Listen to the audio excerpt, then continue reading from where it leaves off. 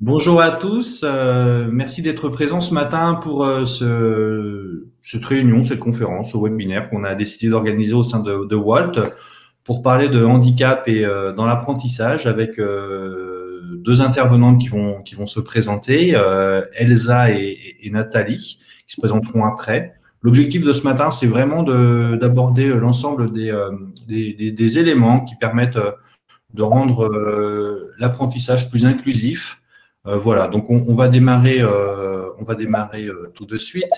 Comme beaucoup ont compris, vous avez le chat pour poser les questions. Je serai donc le modérateur. Je retransmettrai vos questions au fur et à mesure pour que Elsa et Nathalie puissent y répondre.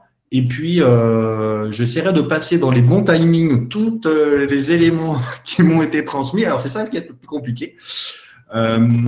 Pour qu'on puisse suivre au mieux cette matinale. Je vous renverrai bien évidemment à la fin l'ensemble des documents qui vont être diffusés et puis vous aurez aussi les coordonnées d'Elsa et de Nathalie si vous voulez poursuivre les échanges avec elles. Alors,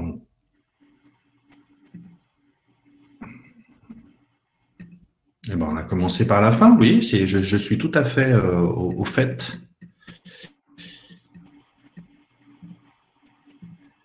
Voilà. Et on a parlé de Nathalie. Vous inquiétez pas, Nathalie va disparaître et apparaître au fur et à mesure de cette réunion. Donc pendant ce temps-là, il y aura des petits moments de solitude de ma part. Donc, je vais déjà demander à Nathalie puis à Elsa de se présenter. On va commencer par Nathalie.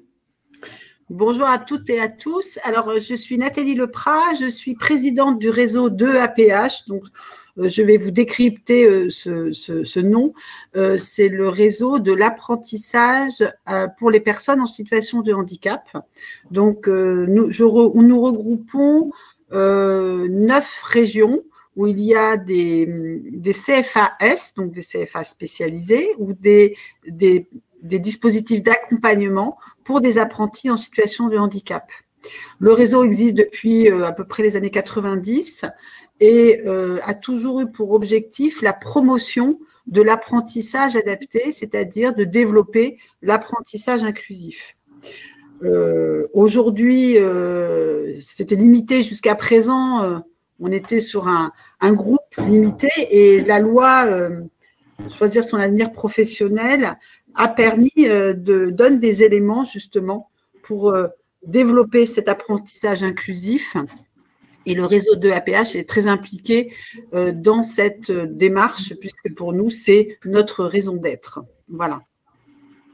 Merci beaucoup, Nathalie. Puis là, on va passer à Elsa, qui va aussi se présenter, puis on pourra continuer. Bonjour à tous, donc Elsa Géroux, je suis la fondatrice d'Innovante, mais c'est une entreprise un petit peu jeune. Ça fait 25 ans que je travaille dans le handicap, à la fois comme prestataire des Cap Emploi dans mes jeunes années, mais surtout j'ai travaillé plus de 10 ans chez Opcalia à la mission handicap, et puis j'ai travaillé mes dernières années à Sciences Po comme responsable de la politique handicap aussi. Donc, ma spécialité, mon domaine, et c'est un peu pour ça que j'interviens ce matin, c'est autour de la pédagogie inclusive, tout ce qui est neurosciences et pédagogie, et l'ergonomie, ma dernière discipline acquise. Voilà.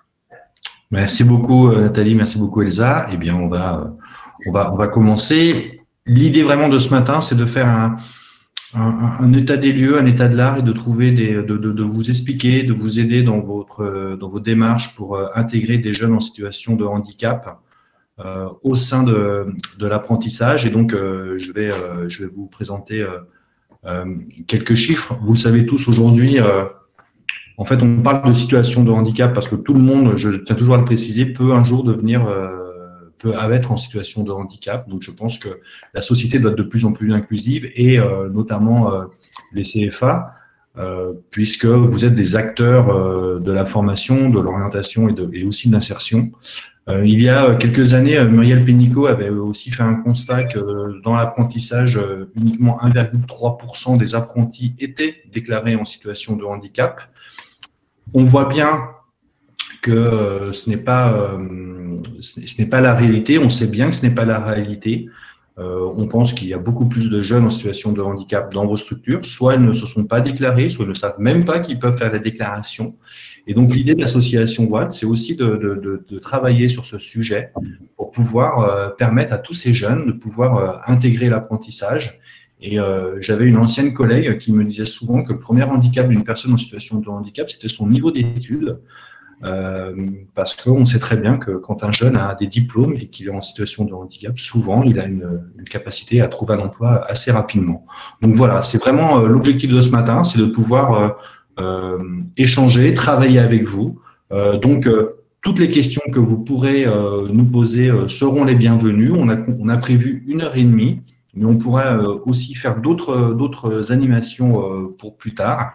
Et bien évidemment, comme je vous l'avais précisé, vous aurez le replay de cette matinale. Vous pouvez poser toutes les questions et je vous enverrai, je le promets, je m'y engage, à vous envoyer toutes les ressources que vous allez avoir ce matin. On me pose la question si d'autres personnes peuvent se connecter. S'ils sont inscrits, ils peuvent aller sur la plateforme pour se connecter. Il n'y a aucun problème par rapport à ça. Il n'y a pas de délai. Voilà. Je vais vous passer très rapidement. Vas-y, Nathalie. Pardon. Je vais juste introduire le film pour que les… Voilà, donc là, ce film a été réalisé pour montrer l'intérêt pour un apprenti en situation de handicap de la prise en charge de tous les acteurs. Ce qui est très important sur l'apprentissage, et c'est pour ça que ce webinaire va peut-être un peu vous rassurer, c'est que vous n'êtes pas seul pour accompagner des apprentis en situation de handicap. Autour de vous, il y a des spécialistes, et c'est avec ces spécialistes que vous pouvez composer, adapter des parcours. Et ce film montre bien justement la mission, le rôle de chacun, et c'est fondamental sur le handicap de travailler en réseau. On ne peut pas travailler tout seul avec des jeunes. Ce qui est important, c'est justement l'intervention des compétences croisées de chacun. Et c'est à travers ce film que je voulais vous montrer l'intérêt de pouvoir raisonner en ces termes pour la prise en compte du handicap pour les apprentis. Très bien. Je vais donc faire le geste technique. Et ça va marcher. Mais oui, ça marche à chaque fois. Donc, si vous voulez aller chercher des pop-corn.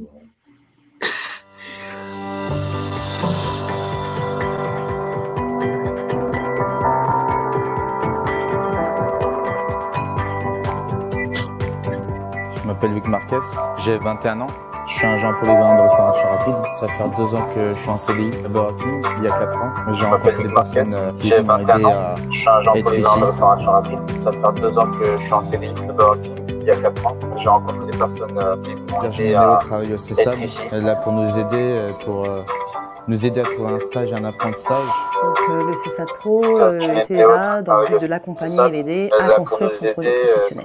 Loïc a parlé de pouvoir aller en cuisine, donc du coup on a commencé à l'accompagner, à l'aider à rechercher des stages. Il m'a proposé de faire un stage à Burger King.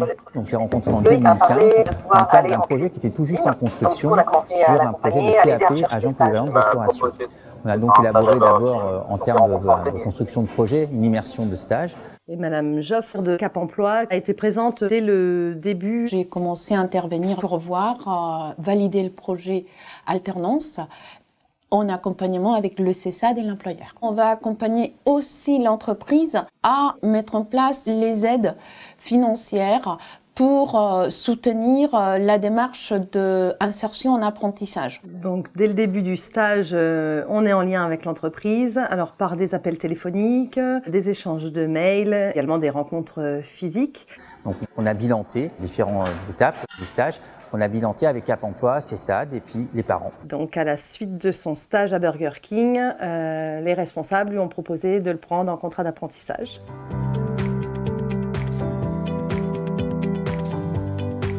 L'entrée en formation, elle s'est fait grâce au CFAS qui a été mis dans la boucle dès la validation, nous, du projet. Le CFAS est installé au sein du CFA de la Chambre des métiers 45. Nous accueillons les jeunes inscrits via le CFAS et ces jeunes sont inclus sur les formations du CFA. Ils sont chez nous au CFAS en moyenne 12 heures et le reste du temps avec le CFA.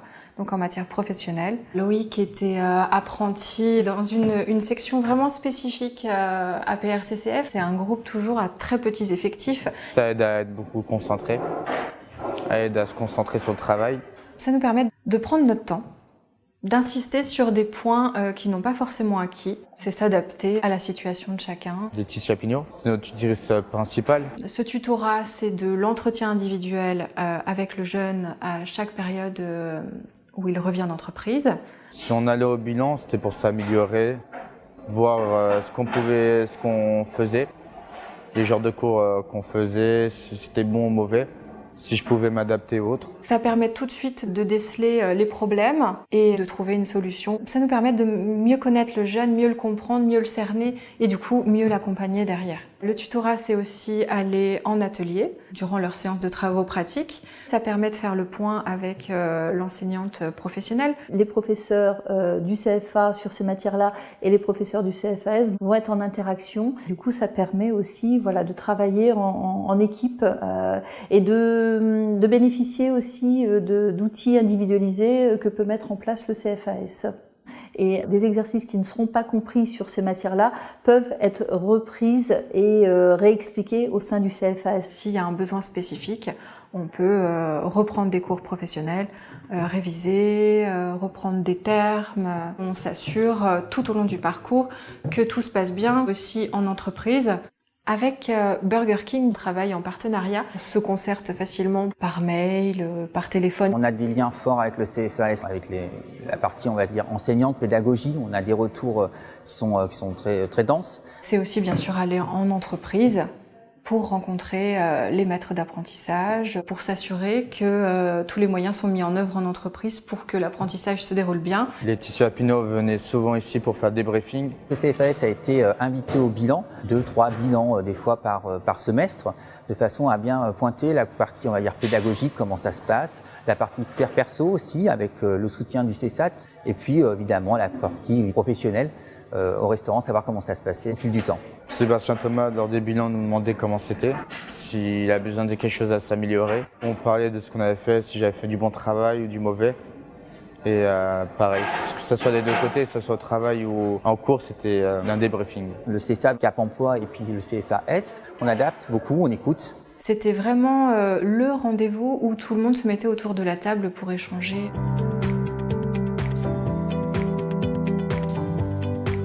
C'est un vrai travail de partenariat, des réunions très très régulières. Pour avancer ensemble au fur et à mesure du parcours de Loïc. Ce que je note, c'est que tous ces partenaires savent très bien travailler ensemble. Il y a des automatismes qui se sont créés au fil des années. On va échanger rapidement. La personne est au centre du dispositif et on va voir ses besoins et on va chercher l'interlocuteur adapté. Et c'est le travail de partenariat qui permet de prendre l'apprenti en tant qu'un ensemble. J'ai besoin des retours et du regard des professionnels de Burger King, pareil avec le CFAS, pour nous aider à avancer, à réajuster notre accompagnement. On est professionnel de l'insertion, chacun a un rôle qui est différent et complémentaire. Chacun, effectivement, a sa partie. Et c'est comme ça que le jeune se construit, en fait. Entre les bilans, chacun travaille sa partie. C'est ce qui amène le jeune à l'autonomie, après, sur le transport, mais aussi sur le logement, et puis l'autonomie tout court. Le CESAD, ils m'ont aidé pour avoir les BSR. Depuis qu'il a eu son BSR, il a eu un scooter, donc il gagne en autonomie, il peut être plus facilement à l'heure à son travail. Ce que je note, c'est que réellement, quand on sait travailler avec les bonnes personnes, quand elles restent bien dans leur rôle, que tout le monde sache bien s'écouter, il n'y a aucune difficulté. Et là, c'est le cas, que ce soit le service public de l'emploi avec Cap Emploi, le CESAD, les classes Ulysse, les IME, le CITEP ou le CFAS, tous ces acteurs-là savent très bien travailler ensemble et dans un seul objectif, pérenniser le jeune et puis l'accompagner.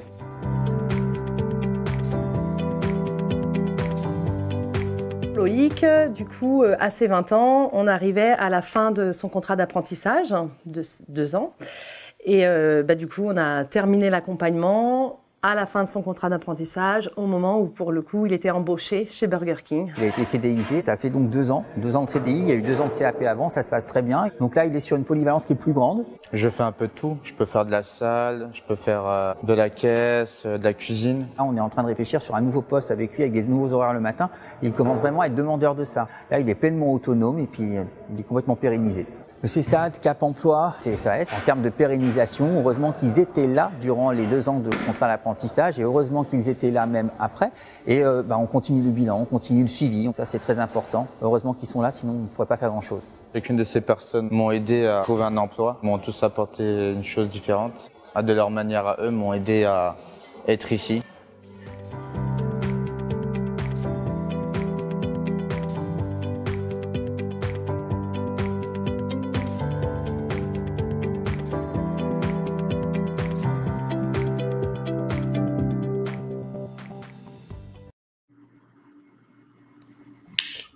Nous revoilà.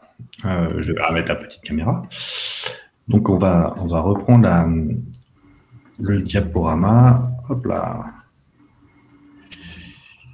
Et donc, je vais donc laisser la parole à Nathalie.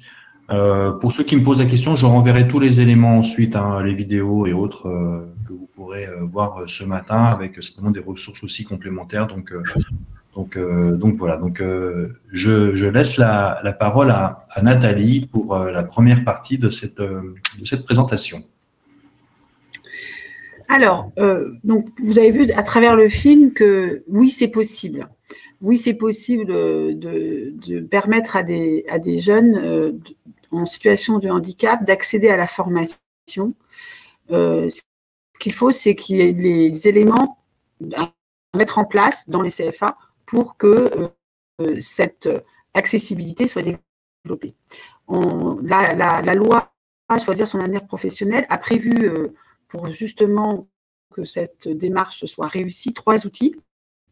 Donc, l'outil, je dirais, personne, un référent handicap dans chaque CFA.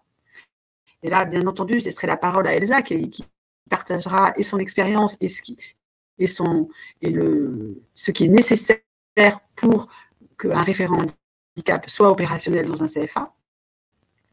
Moi, je vais revenir sur les 2 autres points. Donc, une stratégie, c'est-à-dire qu'il faut intégrer dans la stratégie du CFA le handicap comme une nécessité et qu'elle draine tous les aspects du handicap.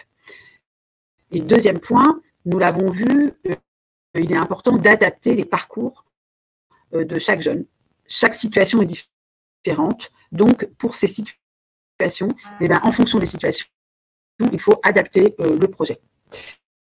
Donc, Nathalie, on va voir ces 2... Excuse-moi Nathalie, tu peux juste éviter tu peux essayer de te rapprocher juste un petit peu de ton micro parce qu'il y a un problème de son. Vous n'entendez pas? D'accord. Je te le dis parce que je m'entends. J'ai un problème de connexion. J'ai fait une erreur de le dire sur site aujourd'hui. Oui. Là, c'est en télétravail. Finalement, ça marche mieux chez moi. Voilà. Et quand tu es comme ça, il n'y a aucun souci, ça marche très bien. Bon, parfait. Donc, je vais venir plus près. OK. Donc, peux-tu passer à la diapo suivante, s'il te plaît, sur la stratégie.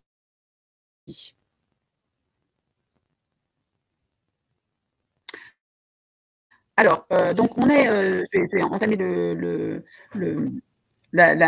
l'élément suivant. Donc, vous savez tous, puisque je pense que si vous êtes dans des CFA, qu'il y a une démarche qualité qui est engagée et qui est nécessaire aujourd'hui pour les CFA, le fameux Calliope. Et dans Calliope, nous observons, est-ce que, Olivier, tu peux passer à la diapo suivante, s'il te plaît? Nous avons 7 indicateurs qui traitent du handicap.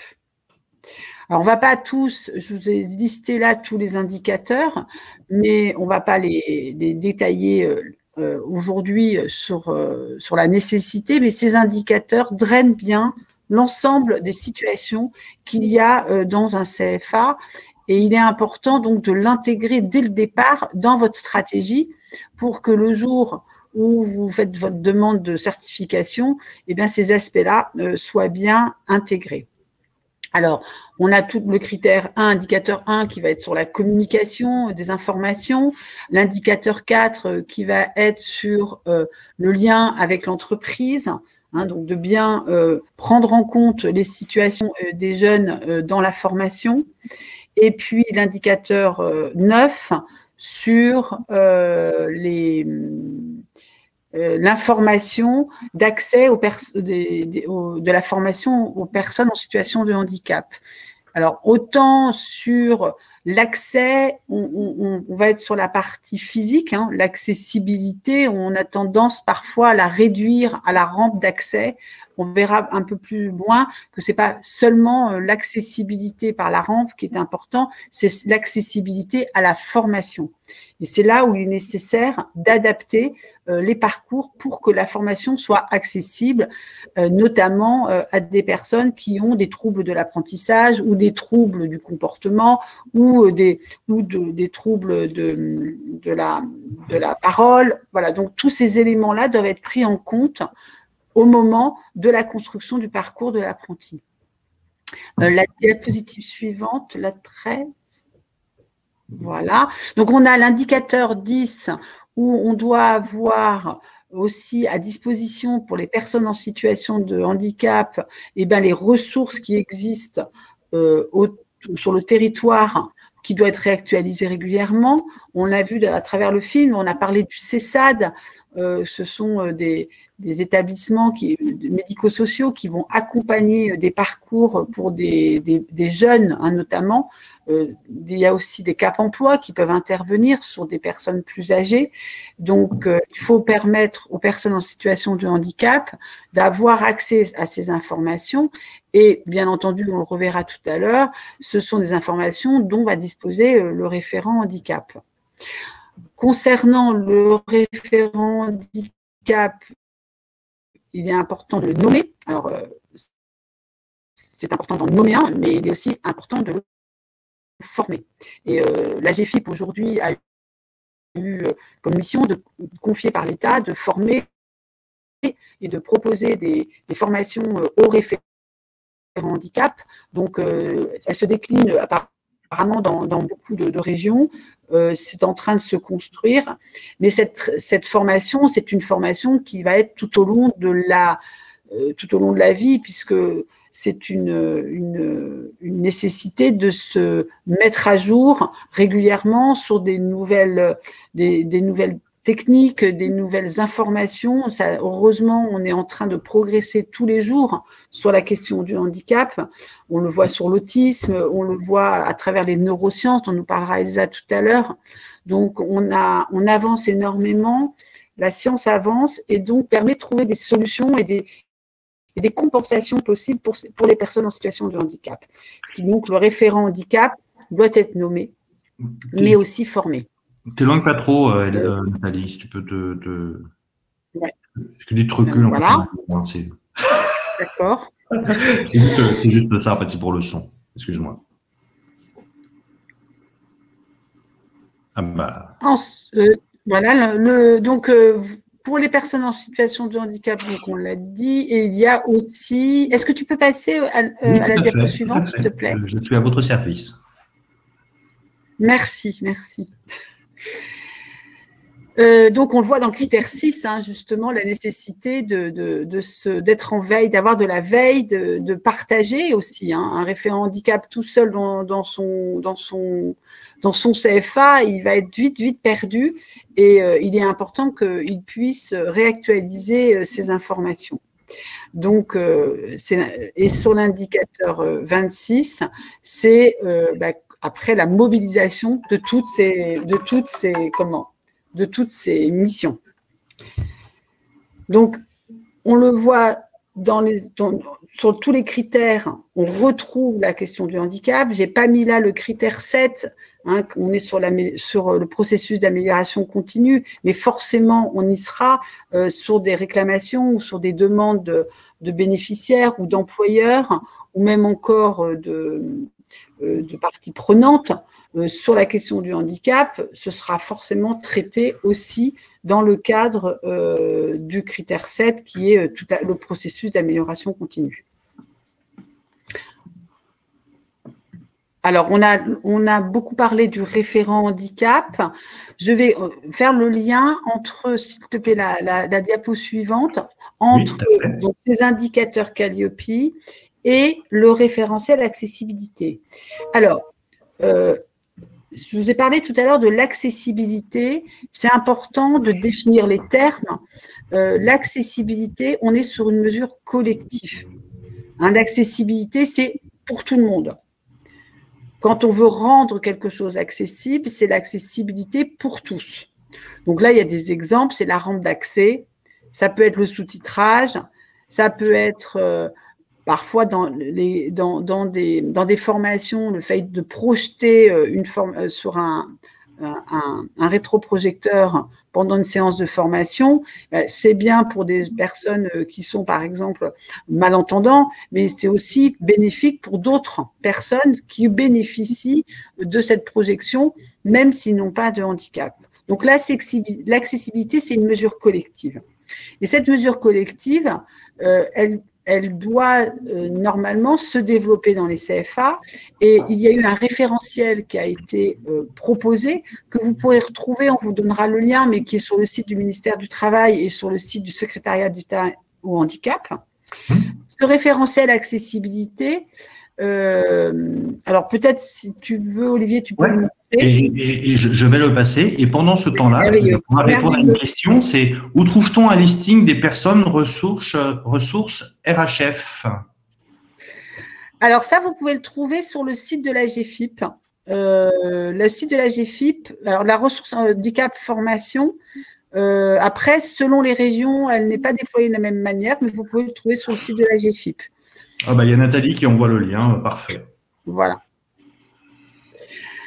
Alors, sur le référentiel accessibilité des CFA, ce référentiel est là, non pas, c'est pas une contrainte, hein, rassurez-vous, c'est pas un élément supplémentaire à Calliope qui vous aurait échappé. C'est un document qui a été élaboré par plusieurs personnes en collectif, hein. Ça a été piloté par le fonds donc le FIP, hein, qui est l'homologue de l'AGFIP, mais sur la partie publique. Le FIP avait eu une mission confiée il y a un an ou deux pour justement creuser cette question du handicap et de la formation. Et il y avait eu un groupe qui avait travaillé sur les bonnes pratiques dans un CFA sur l'accessibilité. Et donc, ces bonnes pratiques, de l'APH, j'ai fait partie du groupe de travail, a proposé un outil qui donne au CFA, donc si on continue, tu peux descendre peut-être sur la page suivante, qui est un guide qui vous permet de vous auto-évaluer sur où vous en êtes par rapport à cette accessibilité. Et donc, comment mettre en place l'accessibilité dans votre stratégie, dans votre plan d'action au CFA. Et donc, pour répondre aussi, vous verrez, quand vous regarderez cet outil, aux exigences de Calliope. Donc, on voit bien que cet outil a été repris en partie dans Calliope, puisque le RNQ avait été remis à jour sur les questions du handicap l'année dernière. Donc, il y a des éléments qui ont été rattachés. Et cet outil est vraiment intéressant de le croiser avec les indicateurs Calliope, parce qu'il vous aide à progresser. Voilà, donc là, sur ce sujet-là, dans le réseau, bien entendu, on a fait ce travail-là, chacun d'entre nous, hein, sur nos CFAS, et on est aujourd'hui, pour certains d'entre nous, dans nos régions, on forme aussi sur les collègues qui le souhaiteraient sur cette prise en compte des critères d'évaluation du handicap pour l'intégrer dans Calliope. Donc cet outil est vraiment intéressant parce qu'il part vraiment, il a été construit par des personnes qui pratiquent, entre guillemets, l'accessibilité depuis de nombreuses années. Et donc, il est à votre disposition sur les sites du ministère, mais on vous redonnera le lien. Comme je disais tout à l'heure, et je vais faire comme ça va permettre, je vais faire la transition peut-être pour Elsa. Comme ça, Olivier, tu peux revenir pendant ce temps-là, hop, sur la diapo suivante. Le référent handicap, c'est la personne clé dans votre CFA pour justement aller vous accompagner, développer l'accessibilité. Mais attention, et c'est le message important, tout ne repose pas sur ses épaules. Hein, le référentiel accessibilité le montre bien. Ce n'est pas parce que vous avez nommé un référent handicap que tout va être résolu. Ça veut dire que tout le monde, et c'est le titre de notre journée, de notre webinaire, tout le monde doit s'impliquer. Mais voilà, je vais laisser la parole à Elsa maintenant sur la question du référent qui est bien plus compétente que moi pour décrire ce rôle-là. Merci. Effectivement, le référent handicap, c'est un vrai atout pour les CFA, pour plusieurs raisons, mais c'est surtout un job génial, parce qu'en fait, on va manipuler à la fois des compétences sur l'accessibilité, les règles bâtimentaires, mais aussi l'accessibilité des contenus pédagogiques. On va s'informer régulièrement sur toutes ces choses. Et puis surtout, on travaille en lien avec des professionnels qui finalement vous font grandir en compétences, vous apportent leur expertise. Et ça, c'est très riche. Donc finalement, le référent handicap, ça crée une vraie valeur à l'intérieur du CFA parce qu'il a une expertise propre. Mais c'est surtout qu'il a un rôle central. Il va favoriser l'attractivité aussi de l'établissement vis-à-vis des apprentis qui finalement vont se dire je choisis ce CFA parce qu'il est réputé, il y a quelqu'un qui peut m'aider à monter mon projet et surtout à m'accompagner au cours de mon apprentissage. Et c'est aussi un référent, c'est ce qui permet aussi de mobiliser et de fidéliser peut-être les entreprises, c'est-à-dire que la façon d'intégrer, la façon de former, la façon de travailler un parcours de formation réussi avec un apprenant, ça permet aussi de fidéliser les entreprises parce que finalement, après, on va faire le lien. C'est-à-dire que quand la formation se passe bien, on accompagne aussi le jeune à l'intérieur de l'entreprise en donnant les méthodes, en donnant ce qui a bien fonctionné. C'est une vraie synergie entre les acteurs externes et les compétences internes. Donc, en fait, excuse-moi, je pose une question oui. Parce que j'ai envie d'avoir des questions. Dis-moi. Ce que tu es en train de dire, c'est qu'en fait, le référent handicap n'est pas seul et est une valeur ajoutée au sein du CFA et ce n'est pas une contrainte. C'est-à-dire que c'est pas en fait, il doit être partie prenante de l'ensemble des interactions, que ce soit pédagogique, administratif, lien avec l'entreprise, et que c'est une vraie valeur ajoutée aussi d'un point de vue économique. Tout à fait. C'est vraiment en fait un atout. C'est quelqu'un qui, par l'ajout de compétences diverses et variées, et le fait qu'il ait aussi une connaissance de l'écosystème extérieur qui pourrait l'aider à résoudre des problématiques qu'il ne sait pas faire lui, finalement, petit à petit, il va devenir central parce qu'on a besoin de lui pour, je sais pas, il y a un marché pour accueillir des distributeurs de boissons, on va lui demander mais qu'est-ce qui est accessible, on va lui dire là on doit construire de nouveaux sanitaires, à quelle hauteur on met les trucs, mais après on va lui dire et là on a un sourd qui intègre, qu'est-ce qu'on peut faire. Donc en fait, tout cette espèce de rôle central fait que ces informations, ces compétences-là, il peut aussi les proposer après à l'entreprise dans l'accompagnement quand il y a besoin de faire le lien avec l'entreprise. Donc finalement, c'est vrai un rôle central, un rôle pivot et un vrai atout pour un CFA, aussi pour fidéliser des boîtes. C'est exactement ça. J'ai une question de Fatia qui me pose la question de savoir, alors peut-être que je vais être un peu cavalier, mais où trouver les formations CFA de niveau Bac+5 pour une personne en situation de handicap. Mais si je vous écoute depuis ce matin, depuis 30 minutes, tous les CFA doivent accueillir les personnes en situation de handicap. Donc, en fait, a priori, toutes les structures qui font des formations Bac+5 doivent être en capacité aujourd'hui, si elles respectent le référentiel Calliope, d'être en capacité de pouvoir accueillir, quel que soit le handicap, un jeune qui voudrait intégrer la formation. Alors ça, c'est peut-être le côté idéaliste de la chose, mais si j'ai bien compris, c'est un peu le sens et l'idée de Calliope et de l'ensemble des actions que vous avez déjà citées ce matin, qui dit qu'aujourd'hui, tous les CFA doivent être en capacité d'accueillir tous les jeunes, quel que soit le handicap. C'est bien ça? C'est ce que j'aurais répondu à Fatia aussi. Oui, oui, on est d'accord. C'est l'objectif. Alors, c'est là où, voilà, c'est l'objectif, hein, c'est que toutes les formations doivent être accessibles à toutes les personnes en situation de handicap. Pour autant, on ne va pas du jour au lendemain, et c'est là où les CFA vont être en capacité d'accueillir tous les handicaps et d'avoir formé toutes leurs équipes à l'accueil du handicap. Et je vais laisser la parole à Elsa, mais d'où l'intérêt de s'appuyer sur des spécialistes pour accompagner ces publics-là. D'accord. C'est ce que j'allais préciser. C'est vrai qu'en fait, en fonction du type de handicap, certains CFA vont être prêts, vont être opérationnels rapidement, d'autres vont avoir besoin d'acquérir des compétences. Donc, on est dans une sorte de phase de transition aussi. Il y a 4 ans, ça n'existait pas. Aujourd'hui, ça existe. Il faut aussi le temps que chaque CFA s'organise et que les référents soient à l'aise sur leur fonction. Mais globalement, c'est ce vers quoi on tend, c'est sûr. Donc, effectivement, si on reprend le rôle de ce référent, il écoute, il accueille, il oriente. Est-ce que tu peux passer le slide? Attends, je peux le faire. Ouais, magique, je peux le faire.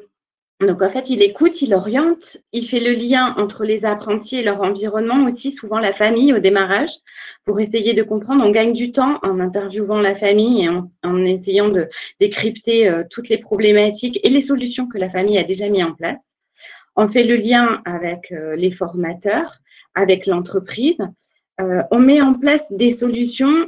Alors, parfois, en associant le collectif, on gagne du temps aussi, en essayant d'associer un peu ce que j'appelle le bon sens.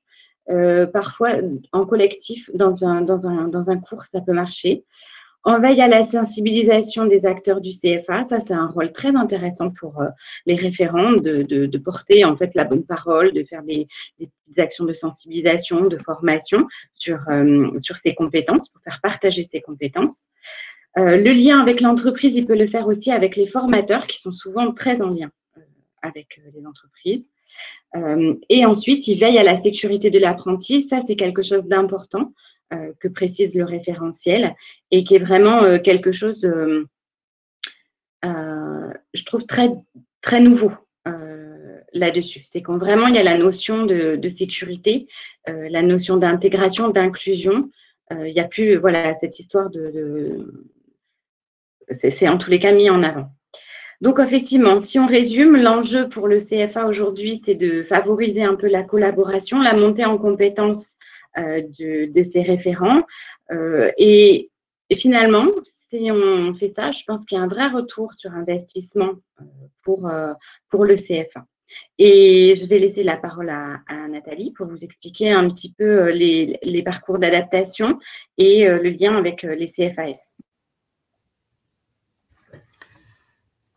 Je me permets de saisir sur le chat une question, c'était comment on peut accueillir, comment accueillir une personne, alors ça bouge en même temps, comment accueillir une personne déficiente visuelle à préparer un visant l'encadrement canoë-kayak. Alors, je ne vais pas pouvoir vous répondre de manière aussi claire à la question, et c'est justement le sujet que je vais traiter, c'est chaque situation est différente. Et donc, on a parlé d'accessibilité tout à l'heure. Maintenant, on va parler de compensation individuelle. C'est-à-dire que vous allez pouvoir faire progresser vos CFA sur une accessibilité plus grande. Mais ensuite, il va falloir adapter le parcours parce que chaque année, vous allez accueillir des apprentis qui vont être différents et qui vont arriver avec un parcours différent, un handicap différent. Et même, histoire que ça soit bien simple, c'est que même avec un handicap qui nous paraît identique, eh ben, on ne va pas forcément mettre la même compensation individuelle pour la même situation. Alors ça, c'est de la pédagogie hein, aussi, on le sait, c'est-à-dire que c'est pas seulement une question de handicap, c'est aussi une question de pédagogie. Selon l'apprenant qu'on a en face de nous, on ne va pas forcément avoir les mêmes méthodes, hein, on va individualiser davantage. Est-ce qu'Olivier, tu peux passer la diapo suivante, s'il te plaît? Est-ce que tu peux juste te rapprocher un tout petit peu de ton micro? Voilà. Donc, la compensation, c'est une mesure individuelle. C'est-à-dire que là, on va être sur la situation de handicap. Et ça, c'est très important. Alors, on ne va pas revenir là sur les fondamentaux, mais la situation de handicap. C'est pas la personne n'est pas handicapée, elle est sur certaines situations en situation de handicap. Nous pouvons être, chacun d'entre nous, en situation de handicap sur des situations sur lesquelles on est en difficulté. Donc, on peut avoir des personnes malentendantes, par exemple, qui vont être en situation de handicap dans un cours avec 30 personnes pour entendre le formateur. Pour autant, cette personne, quand il s'agit de travailler sur un dossier personnel dans le cadre de sa formation, elle ne sera pas en situation de handicap sur son apprentissage.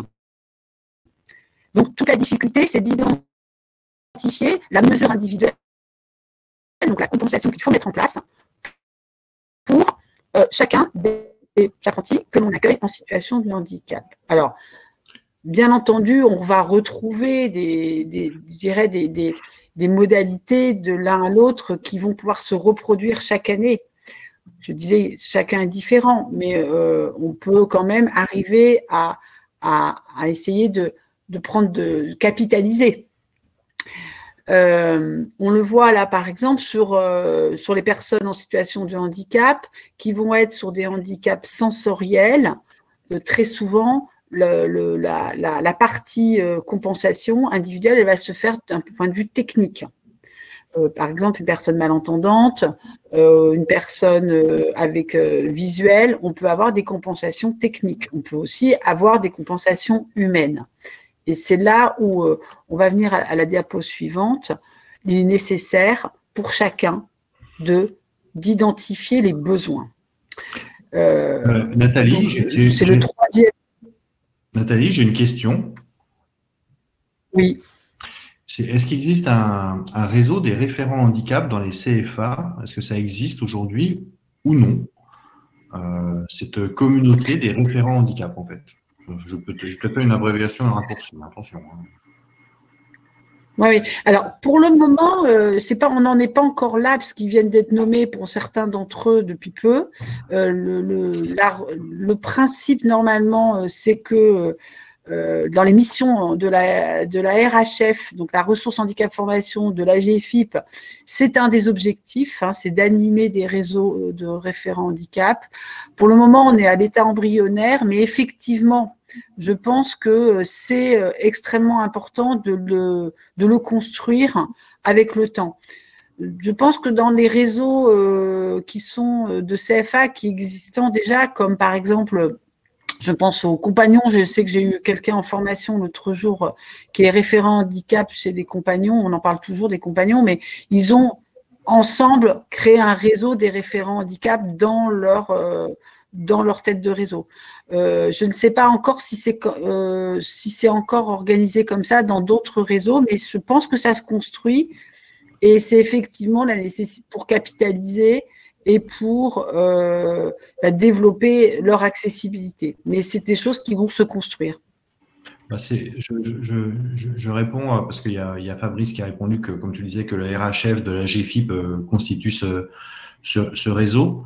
Et puis, c'est aussi, comme je vous le disais, un enjeu de Walt avec ses membres, de pouvoir aussi travailler sur ces problématiques, donc, et de d'impliquer d'autres experts, d'autres professionnels et de mutualiser l'ensemble des ressources pour comme vous le disiez dès le départ, que le référent handicap ne se sente pas seul dans sa problématique qui est souvent complexe et qui peut des fois lui faire peur au départ. Donc voilà. Donc, de toute façon, on vous tiendra informé de toutes les ressources, de tous les éléments qui peuvent se créer autour de cette constitution de réseau.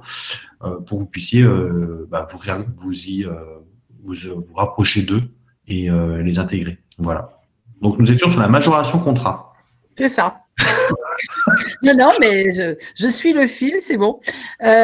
Donc, la majoration contrat, alors là, on est sur du financier, mais derrière, l'idée, c'est de dire si on accueille un apprenti en situation de handicap et que je ne vais pas vous faire toute la réforme, hein, vous la connaissez autant que moi, avec les niveaux de prise en charge.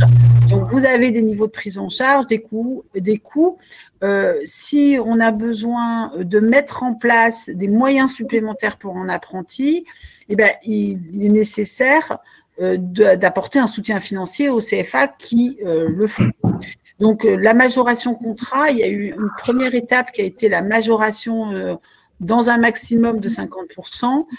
Et on a donc fait évoluer on a fait évoluer en réfléchissant, parce qu'on a participé, le réseau de APH, avec le cabinet de travail, sur plutôt une majoration qui pourrait être plus adaptée aux besoins, hein, par rapport à la nécessité d'une compensation individuelle. L'automatisme n'avait pas forcément d'intérêt et surtout pouvait être très, très inégalitaire, puisqu'on pouvait se retrouver avec un jeune qui avait le même besoin, pour certains, selon les coûts contrats, pas avec la même possibilité de compensation et de moyens pour l'aider. Donc, cette majoration contrat, comme je le disais d'abord, ce qui est important, c'est d'identifier le besoin de compensation. Tout ça, ça demande d'une évaluation.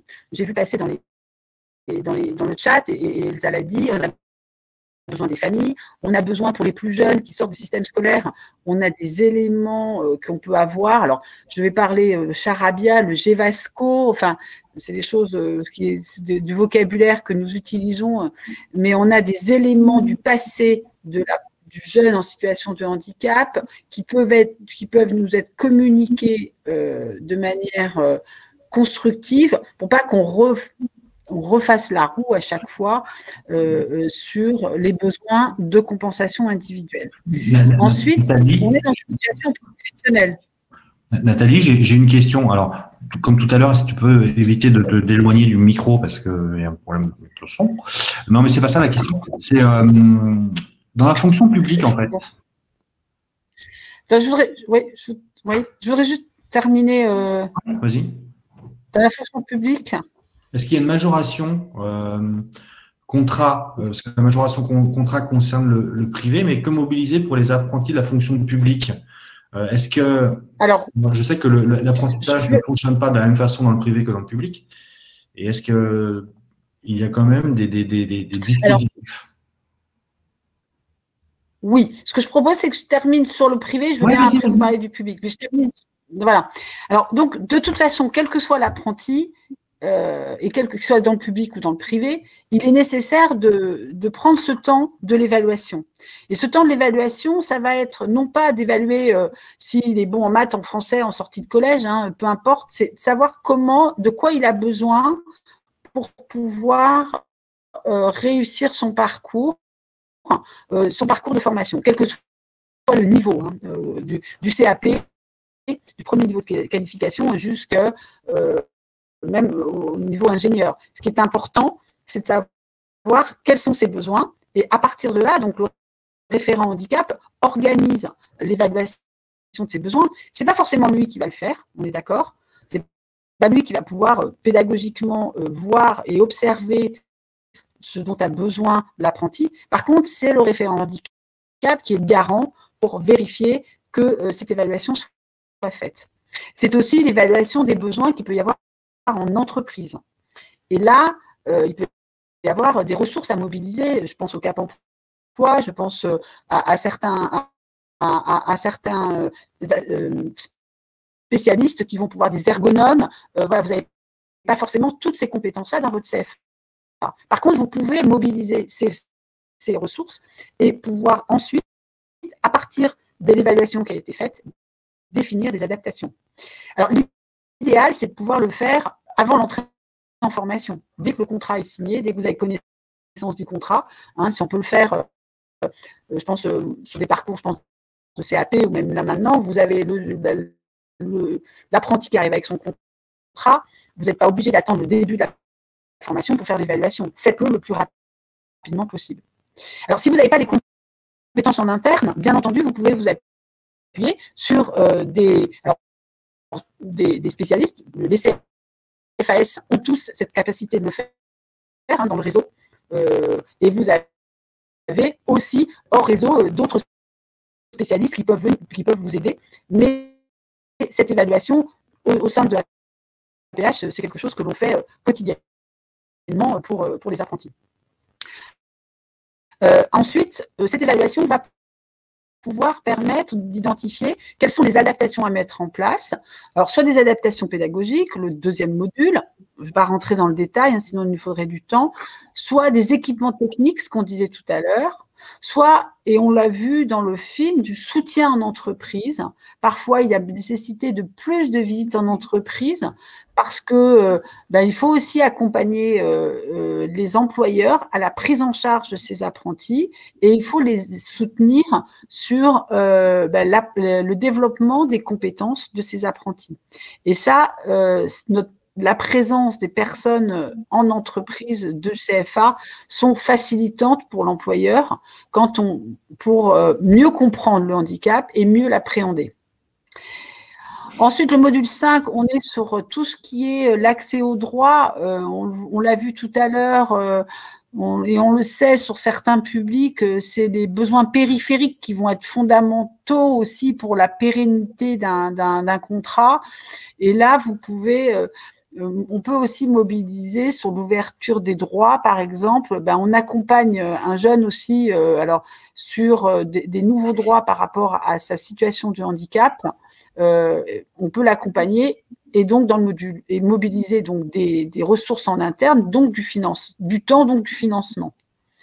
Et sur le module 6, on va être sur l'accès à l'autonomie. On l'a vu aussi sur le film. L'accès à l'autonomie, c'est progressif pour certaines personnes en situation de handicap. Et là, il faut mettre peut-être un peu plus de moyens que ce que vous mettez déjà pour certains publics que vous accueillez dans le CFA. Donc, voilà, la majoration contrat, je vous rappelle, vous pouvez aller jusqu'à 4 000 € de mobiliser. Tous les éléments que vous allez identifier, vous les gardez précieusement, c'est-à-dire que l'évaluation des besoins de compensation, ils peuvent donner lieu à un plan d'adaptation. Donc, ce plan, il faut le garder précieusement et vous pouvez mobiliser la majoration contrat auprès de l'OPCO.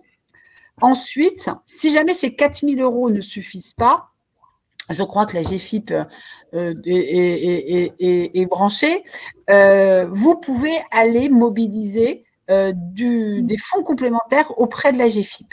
Donc, la GFIP s'inscrit en plus de ces 4 000 € s'il y a un besoin. Donc, ça, et donc, ils ont un outil qui s'est tout à fait mis en lien avec cette majoration contrat, puisque tout ça a été construit, bien entendu, avec la DGEFP et avec la GFIP. On y vient pour le FIP. Donc, le FIP, c'est le Fonds de l'insertion pour les personnes en situation de handicap dans la fonction publique. Donc, la fonction publique d'État, la fonction publique territoriale et la fonction publique hospitalière. Et donc, je réponds, Olivier, à ta question. C'est le FIP qui a aussi des aides. Alors, ces aides, elles sont mobilisées par l'employeur. Ce n'est pas du tout la même façon de travailler par rapport au privé, où c'est le CFA qui mobilise les aides. Là, c'est l'employeur public qui peut mobiliser les aides.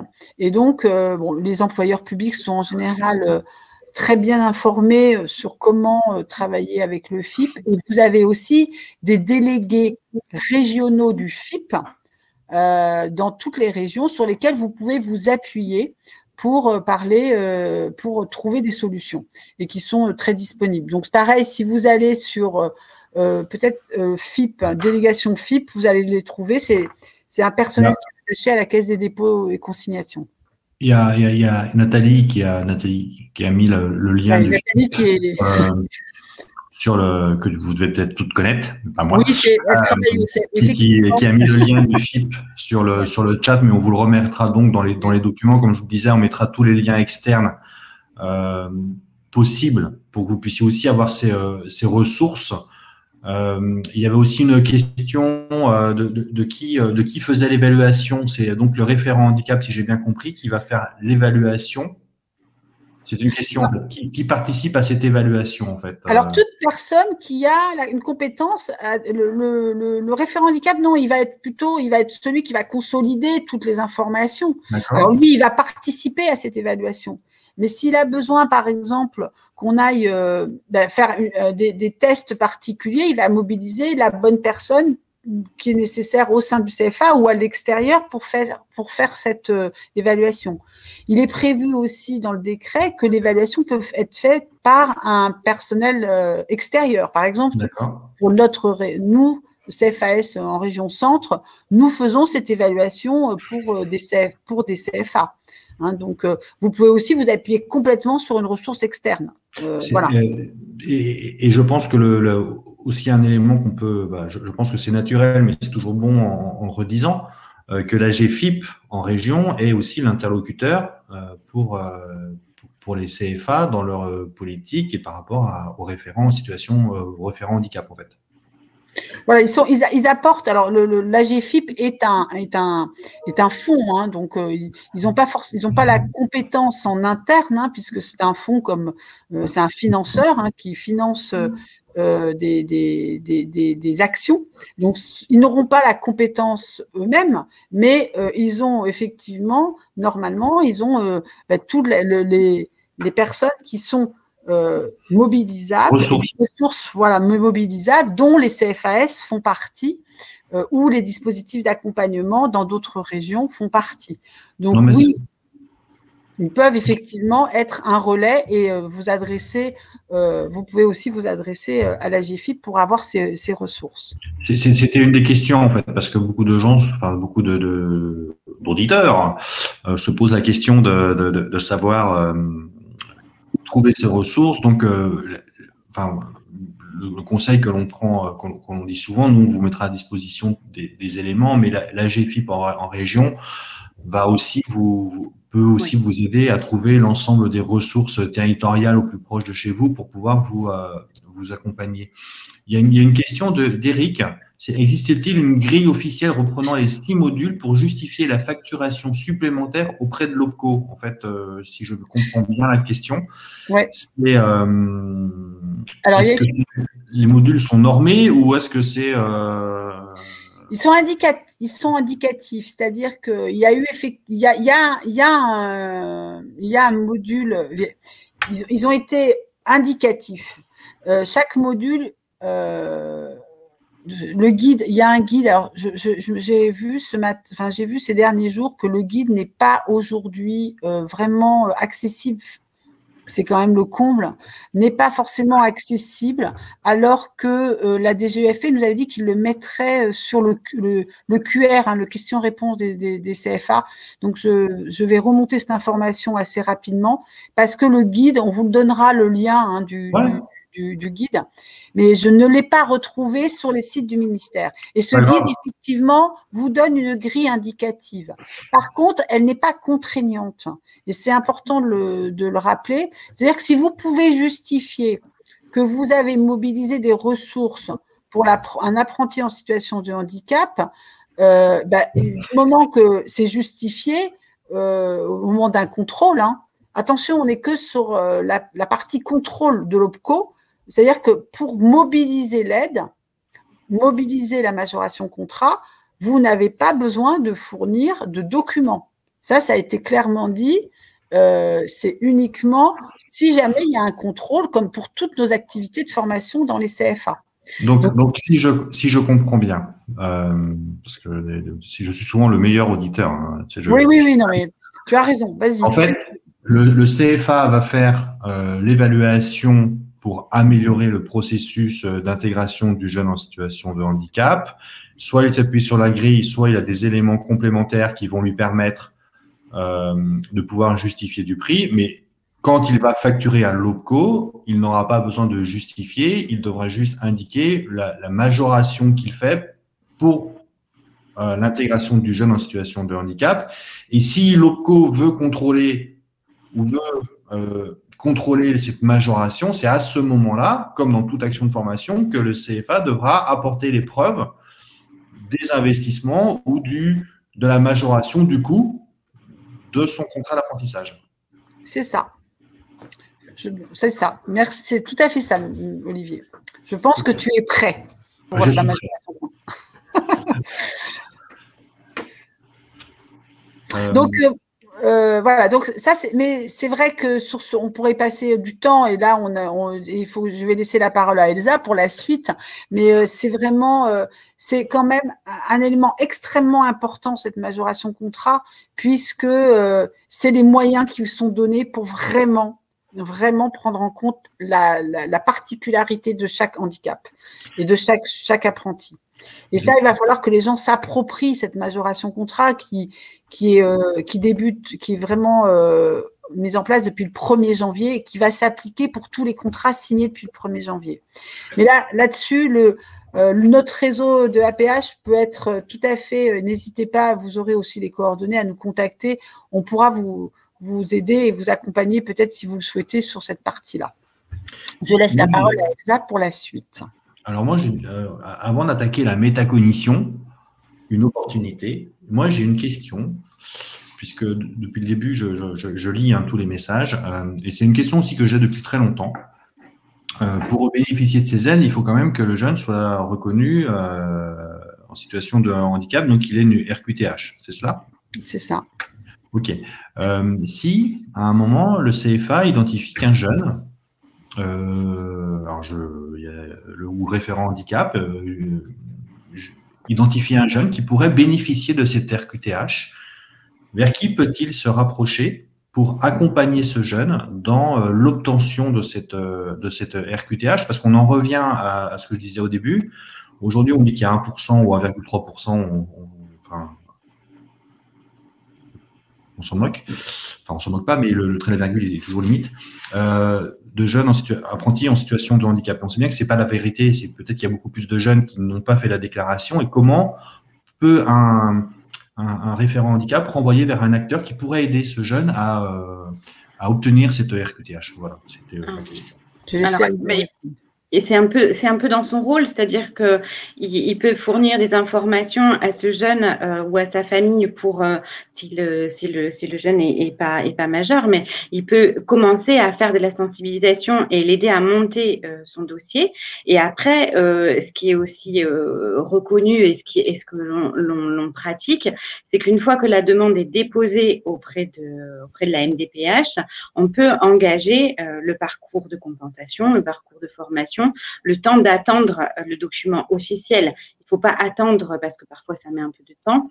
On estime que quand on reçoit l'accusé de réception de la MDPH, le dossier est en bon chemin. Donc, du coup, on peut commencer à travailler. D'accord. Nathalie ? Ouais, pour compléter son propos, en fait, effectivement, et Elsa a raison, parfois ça peut durer très très longtemps.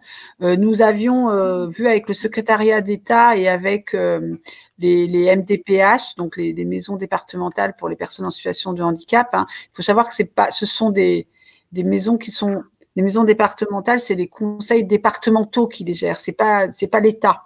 Et donc on avait demandé, et apparemment ça a bougé pour cette année, que si vous envoyez un dossier de demande de RQTH accompagné d'un contrat d'apprentissage, qui est des procédures d'urgence.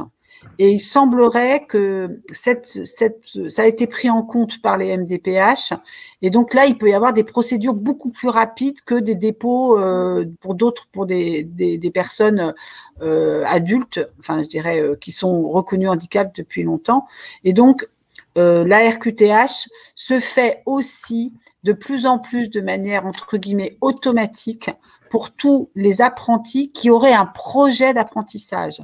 C'est-à-dire que si vous avez un enseignant ULIS, donc les enseignants ULIS, ce sont les enseignants dans les collèges ou même dans les lycées qui accompagnent des personnes en situation de handicap et souvent qui accompagnent les constructions de projets. peuvent aussi en amont déposer des dossiers de demande avec une lettre et un projet de formation. Et là, comme le jeune est déjà connu, entre guillemets, des services de la MDPH, la RQTH peut être parfois délivrée de manière automatique. Mais c'est vrai que pour les jeunes qui ont besoin et qu'on découvre pendant le parcours de formation, on peut activer cette procédure d'urgence. D'accord. Je peux compléter juste parce qu'il y a dans le chat, c'est évoqué, un courrier du médecin du travail peut aussi aider et accélérer la prise en charge du dossier. Un plus. D'accord. Alors, il y a Eric qui dit qu'en moyenne, le temps d'obtention d'une RQTH, c'est 6 mois. Et j'ai une question de Stéphane qui dit, alors je ne sais pas pourquoi on a parlé de 4 000 € à un moment. Mais... C'est la majoration du coût par année. D'accord. Et est-ce que c'est par année ou c'est sur l'ensemble du contrat? C'est par année.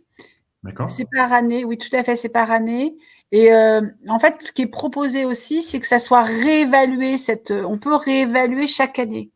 Alors, réévaluer à la baisse ou à la hausse, mais on peut découvrir pendant le parcours de formation de nouveaux besoins.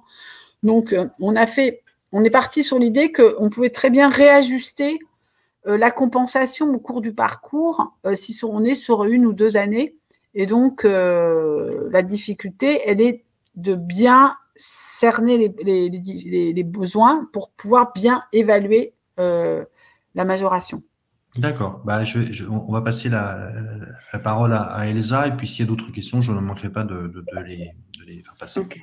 Du coup, je fais mon intro avec ça parce que j'ai vu un petit message dans le chat qui m'a alerté. Les troubles cognitifs, ce qu'on appelle les 10, mais qu'on mélange allègrement et qu'on a du mal à distinguer, alors qu'il y a une énorme différence entre un dyspraxique et un dyslexique, font partie et sont éligibles à la RQTH. Et Sophie Cluzel, le secrétariat d'État des personnes handicapées, hier, a lancé toute une campagne de sensibilisation pour que justement tous les acteurs médico-sociaux, médecins, centres en fait d'accueil des jeunes soient formés davantage à ces troubles des apprentissages, parce qu'on sait qu'ils sont mal évalués et que finalement quand ils arrivent en voie d'apprentissage, enfin en CFA, les troubles de toute façon n'ont pas forcément été détectés auparavant. Donc oui, ils sont éligibles. Alors, je vais vous parler de la métacognition, ça tombe bien parce que c'est quelque chose qui fonctionne très bien avec les jeunes qui ont des troubles, ce qu'on appelle des troubles des apprentissages. Alors, c'est quoi ce mot étrange, métacognition? Ça fait référence à un courant qui date des années 80 et que certains pédagogues ou formateurs connaissent bien. C'est issu de l'héritage de l'apprentissage autorégulé de Barry Zimmerman. La métacognition, finalement, c'est la connaissance que l'on a des mécanismes actionnés dans son cerveau pour engager des stratégies d'apprentissage. Donc, finalement, on appelle ça des fonctions exécutives. C'est qu'à l'intérieur de notre cerveau, il y a une sorte de chef d'orchestre qui va nous aider à faire des choix, à mémoriser des informations, à adopter une stratégie parce qu'il y a un embouteillage dans une rue, faire demi-tour, c'est une stratégie, attendre, c'est une autre stratégie. Donc, notre cerveau a ce qu'on appelle des fonctions exécutives et que pour beaucoup de personnes, notamment tous les troubles neurodéveloppementaux comme l'autisme, comme les troubles cognitifs, comme la dyslexie, dyspraxie, dysphasie, dysorthographie, les fonctions exécutives sont altérées. Il y a quelque chose qui ne fonctionne pas. Alors, avant de vous expliquer un peu plus dans le détail, je vais vous expliquer pourquoi ça m'est familier et pourquoi j'en parle. Quand j'étais responsable de la politique handicap à Sciences Po, j'étais super référent en fait, en gros, parce que j'avais effectivement entre l'accessibilité des toilettes, des rampes d'accès, des supports de cours et le maintien dans l'emploi. Mais à côté de ça, avec une équipe de chercheurs, on a essayé de proposer à des étudiants de première année, parce que c'est là où on avait du décrochage, pas mal de décrochage, on a proposé à des étudiants d'intégrer des ateliers qui forment à la métacognition, c'est-à-dire essayer de comprendre comment fonctionne son cerveau, identifier ce qui ne fonctionne pas, les stratégies qui sont mauvaises. Et tout ça, en fait, on l'a fait avec la surveillance d'une équipe de chercheurs. On a proposé 2 groupes avec handicap, sans handicap inscrits sur ces ateliers. Donc, il y avait 12 ateliers de 2 heures. Et à côté, un groupe contrôle qui, lui, n'a suivi aucun atelier. Il a juste été interviewé régulièrement pour voir comment les étudiants se débrouillaient sans aide. Ce travail de recherche-action, il a été mené en fait pendant 18 mois. Et à la fin, on a identifié des impacts sur le changement des stratégies d'apprentissage. Beaucoup convenaient que les stratégies qu'ils utilisaient au lycée notamment ou au collège ne convenaient pas et que l'apprentissage doit être différent. Il y avait une augmentation des notes, une augmentation de l'assiduité et tout ce qui renvoyait à ce qu'on appelle le bien-être. Donc, l'estime de soi, une remobilisation, la reprise d'activités sociales, d'activités sportives. Il y avait véritablement ce qu'on appelle un engagement actif, c'est-à-dire se repositionner dans les études. Ce qui est intéressant, c'est que quand on détaillait vraiment les résultats, on s'apercevait que les étudiants en situation de handicap avéré ou certains supposés, parce que finalement, l'accompagnement pendant 18 mois leur a fait prendre conscience qu'ils avaient sans doute un trouble cognitif. Ces étudiants en situation de handicap ont vu leurs notes et l'augmentation de leur stratégie d'apprentissage changer. Et il n'y a pas que ces étudiants en situation de handicap pour qui ça a été très bénéfique, il y a aussi ceux des zones prioritaires d'éducation. Donc, des indices qui font aujourd'hui sens pour essayer de proposer ces ateliers et cette métacognition à des jeunes en CFA, parce qu'on sait que les troubles cognitifs n'ont pas forcément été détectés en scolaire, qu'ils ont, de toute façon, c'est des troubles neurodéveloppementaux, c'est-à-dire que même si on fait de la rééducation et qu'on va chez l'orthophoniste, toute notre vie, on restera dyslexique. Donc, en fait, le trouble, il ne s'est pas arrêté entre le passage du scolaire et le passage en CFA. Donc, accompagner, que ce soit les formateurs, que ce soit les référents handicap, à une pédagogie différente qui inclut d'autres façons de faire, c'est un peu l'enjeu de la métacognition. Alors, la métacognition, comment on s'en sert? C'est une sorte d'auto-analyse de son cerveau. À chaque fois que l'on engage quelque chose, donc un apprentissage, une stratégie, on va reprendre en fait la stratégie qu'on a utilisée et on va essayer de classer si elle a été efficace, pas efficace, si elle a pris du temps, si elle nous intéresse, si finalement on l'a trouvée, on a eu une bonne note ou pas.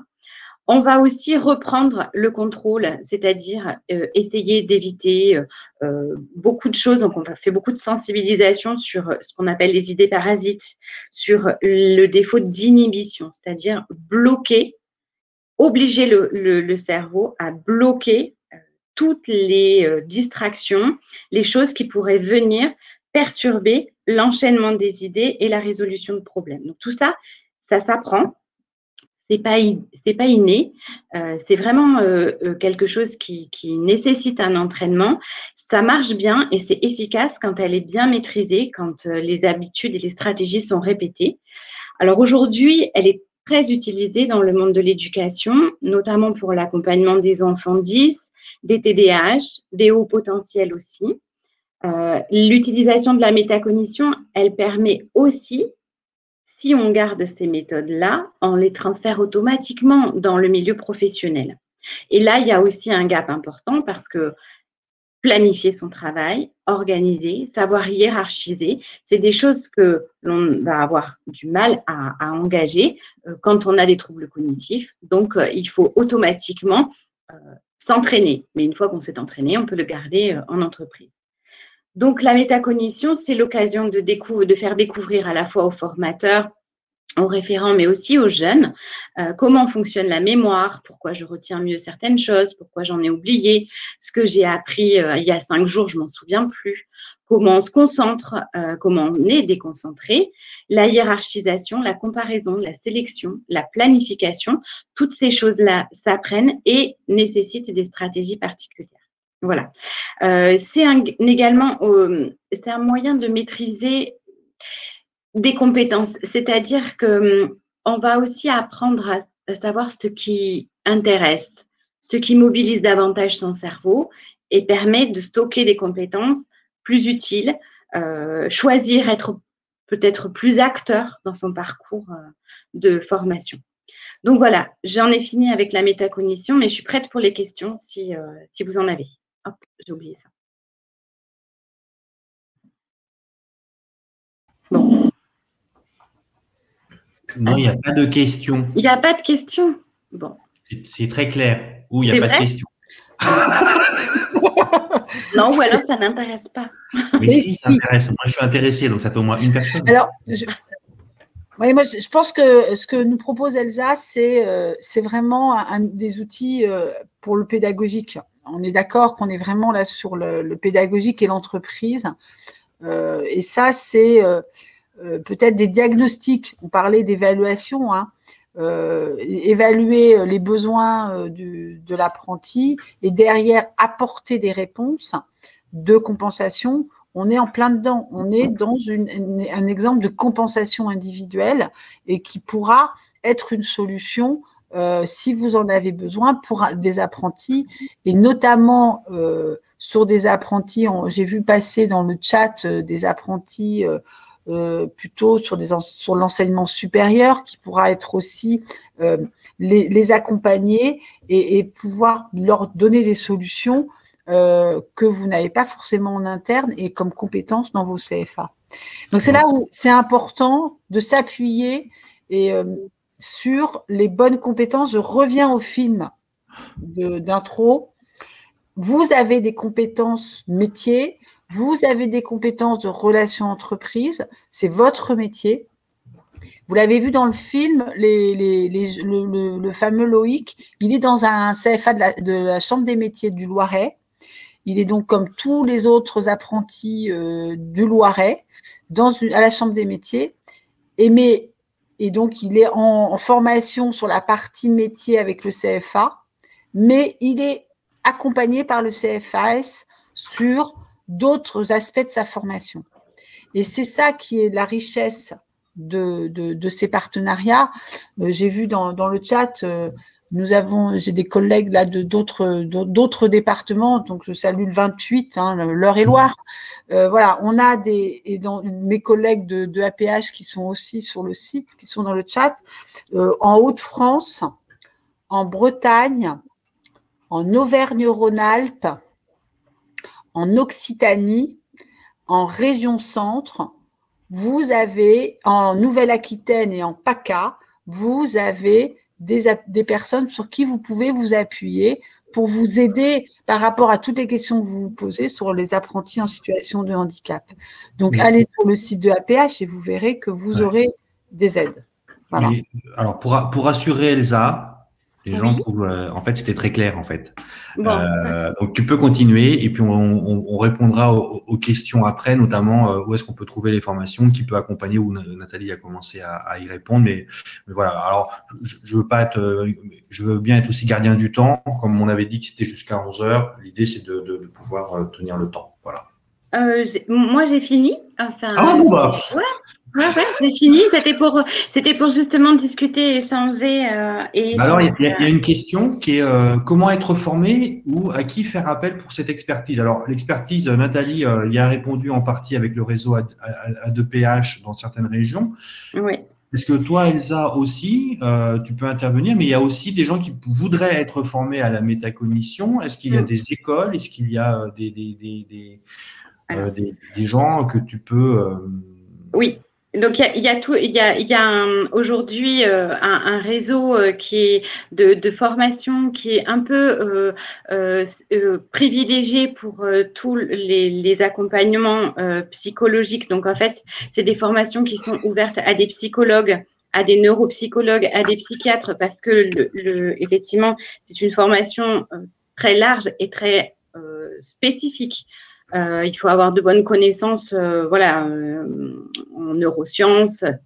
Donc, c'est des formations qui sont spécialisées. Donc, si dans votre CFA, vous avez vous avez des psychologues qui souhaitent se former, c'est le réseau Psyadom.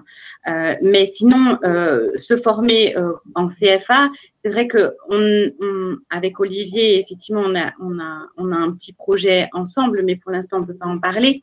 Mais l'idée, c'était d'essayer, effectivement, moi, je peux faire des formations, on peut mobiliser des formations dans un CFA de sensibilisation avec des formateurs, mais il y a aussi la possibilité d'accompagner certains jeunes. C'est-à-dire que la métacognition, moi aujourd'hui, je la pratique avec des enfants scolarisés, avec des adolescents, avec des jeunes en lycée.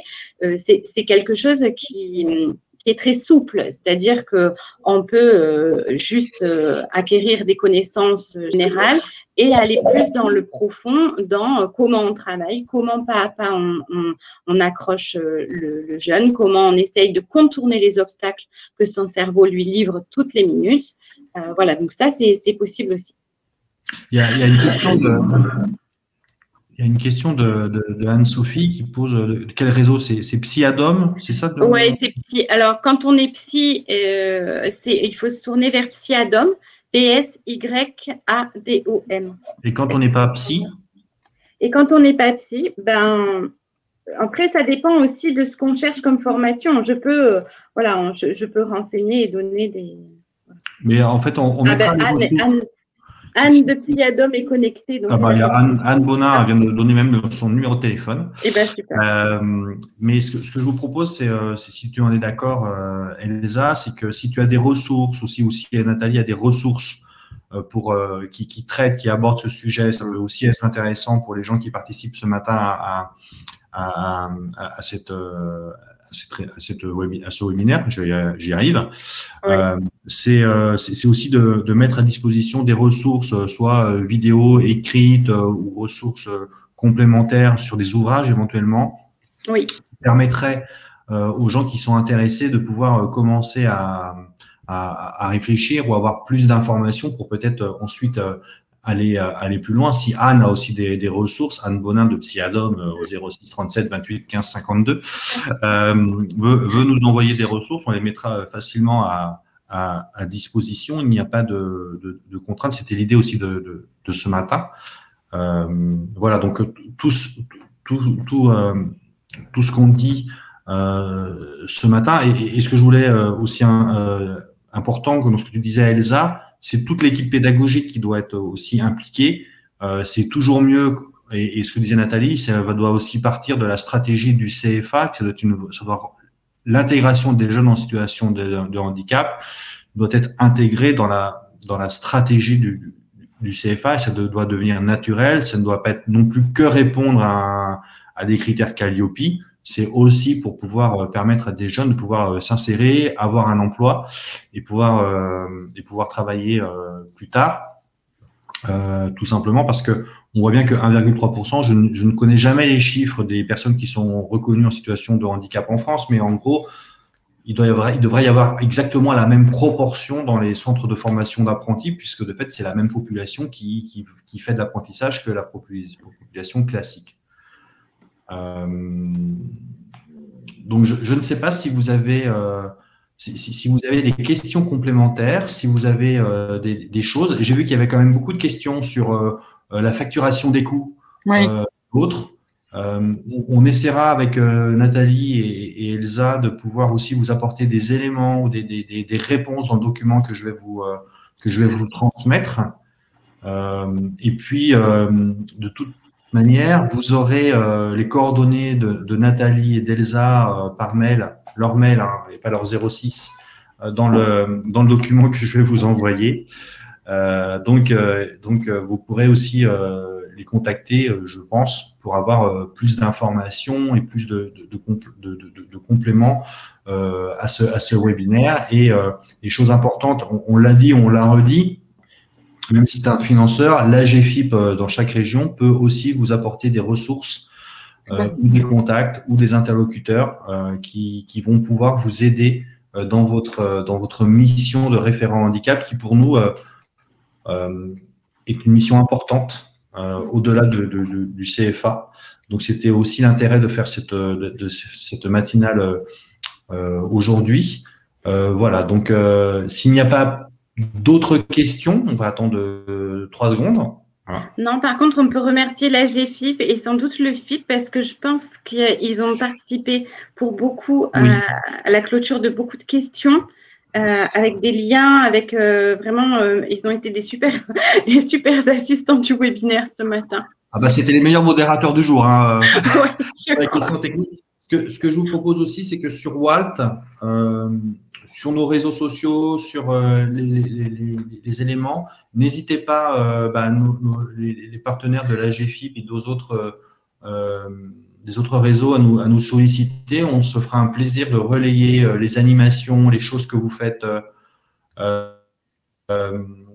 sur les territoires pour pouvoir aussi informer un plus grand nombre de personnes. L'idée pour nous, c'est comme pour Walt, c'est de travailler en réseau et dans cette problématique de l'apprentissage, de l'intégration des jeunes en situation de handicap et de toutes les autres problématiques, on est convaincu qu'il n'y a que la coopération des acteurs et la collaboration entre nous qui permettra à notre échelle de pouvoir avoir un impact. Donc voilà, donc je vous remercie beaucoup pour votre participation de ce matin. Nathalie et Elsa, merci beaucoup. À tous ceux qui ont participé, je vous remercie. Je vous envoie, promis, alors peut-être pas dans la journée, mais soit dans la semaine ou en début de semaine prochaine, le webinaire avec la vidéo. Et puis, je vous souhaite une bonne fin de journée. Merci à tous. Merci. Et puis, je vous dis à très bientôt pour d'autres webinaires avec d'autres intervenants. Merci beaucoup. Au revoir. Au revoir. Merci.